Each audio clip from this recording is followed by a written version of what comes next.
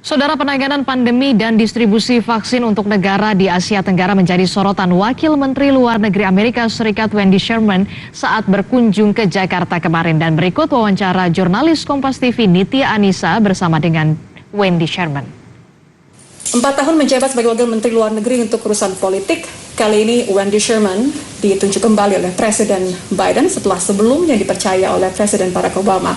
Kali ini menjadi Wakil Menteri Luar Negeri untuk Amerika Serikat. Right now, I'm already with Wendy Sherman, Deputy Secretary of State. Thank you for making time for this interview. I know you have a very packed schedule for this trip, because obviously you've been to Jakarta, but I think this trip, it's the first trip to Southeast Asia by a senior U.S. official since the Biden administration took office in January. Am I right? You are right, and in fact, it is my first trip abroad. And to make sure that first trip was to Southeast Asia, to Indonesia, to ASEAN in the first instance.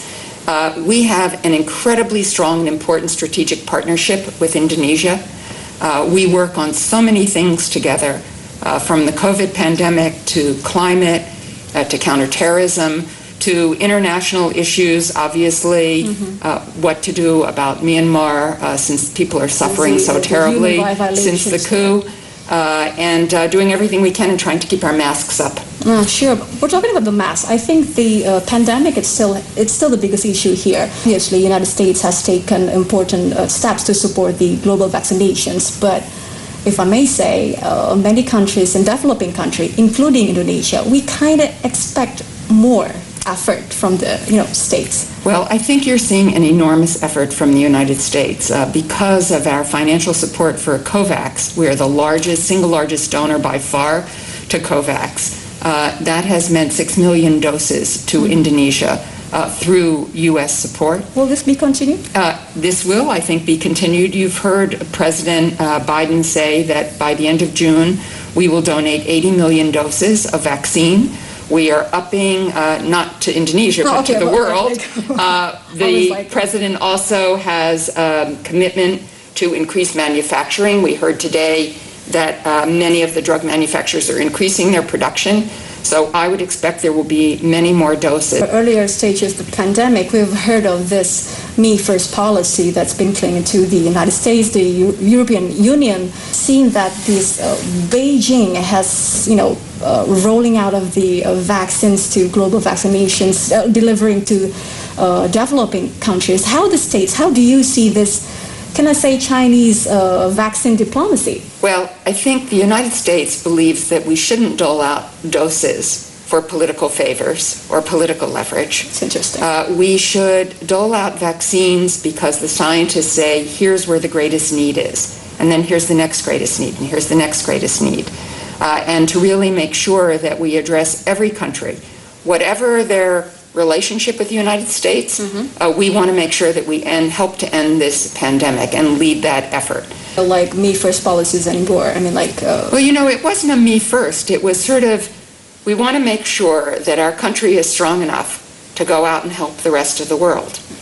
We gave $2 billion to COVAX with a pledge of another $2 billion by 2022.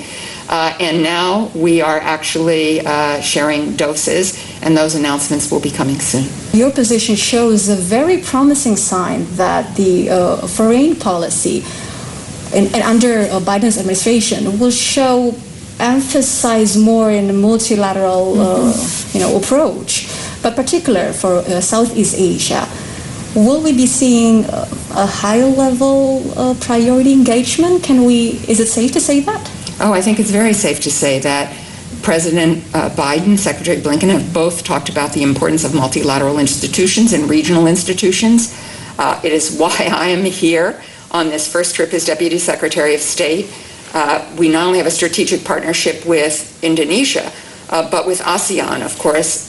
Indonesia is host to ASEAN. You were seeing I did. I met with all of the ambassadors today, all 10, in a terrific meeting. Very grateful for ASEAN's 5-point plan with Indonesian leadership to move forward. I think the whole world was shocked that after a free and fair election that would have moved Myanmar's democracy another step forward, the military undertook a coup, and we now have a junta running Myanmar. And people are in the streets and have been in the streets for weeks because it's not the Myanmar they want. And so we are very appreciative that ASEAN took such a firm and clear position. And we know that with Brunei as chair, there is follow-up coming shortly, envoys that will be named, and hopefully we will get to a better place in the very near future. Our greatest concern is for the human rights of the people in ASEAN. There have many people have been arbitrarily detained, if not killed. We have a very serious situation. We don't want the people of Myanmar to be hurt further. We want to provide humanitarian assistance to them, but we want this change to take place and to return to the democracy that the people of Myanmar want. Talking about the humanitarian issues, how does the state see the ongoing escalation in Palestine? Seeing you here, for someone who made a deal with Iran, it's a nuclear agreement, everybody's talking about that. What to be expected from here? Well, I think we saw what's to be expected. President Biden, Secretary Blinken believe firmly in a two-state solution. When Secretary Blinken was recently in the region, he said that both Palestinians and Israelis must have an equal opportunity for peace, stability, prosperity, and a state. We, of course, support Israel and we defend their right to defend themselves. But we have also said that it is very important to support the Palestinians. So we will be providing humanitarian assistance, reconstruction assistance. We're going to open a consulate again for the Palestinians. Secretary, it's very important that we help the Palestinian people. The United States does consider Hamas a terrorist organization, but we do not consider the Palestinian people to be other than people who want a decent life and a future for their children. And so we want to do everything we can to help both the Palestinians and the Israelis have a safe and peaceful future. Such a strong word. Thank you, Madam Sherman, to make time for us to take this interview. Itu dia wawancara kami dengan Deputy Secretary of State Wendy Sherman untuk Kompas TV. Saya Niti Anissa, terima kasih. Sampai jumpa.